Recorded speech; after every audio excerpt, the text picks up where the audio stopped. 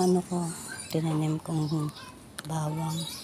Napansin ko, natutulot na itong mga dahon niya. Ayan o. Ayan. Tutulot na siya. So, hindi ko alam kung successful ko hindi. Tapos itong ano, parang deads na. Tignan natin ngayon kung ano siya. Oh, diba? Wala na siyang ano, ibig sabihin, walang laman, hindi siya ganito rin ang nangyari. Ganito din ang nangyari last time. Yan.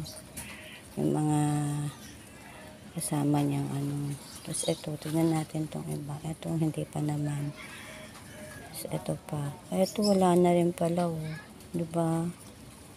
Wala na, hindi successful yung ano ko, dalawa na lang. So, totoo nga yung sinabi ng iba na yung mga bawang na nabibili pag China product, galing sa China, is hindi naglalaman. Kaya sorry, hindi successful ang ating bawang na tanim. Wala na, magiging ganyan na lahat yan. So, wala tayong hihintayin laman. Kaya bye bye na bawang. Ito bunutin natin kung meron. Pero matigas siya, ha. Tignan natin. Wait.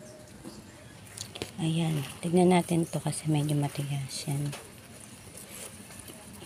Bunutin natin. Dito natin nandun sa may kutsara pang malaking gamit. Kung meron ba siya. Oops.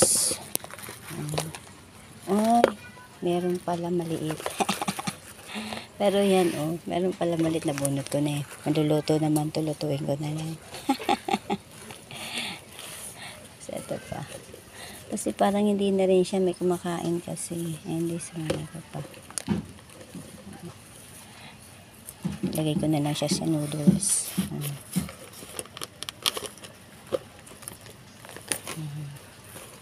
Ganyan lang siya.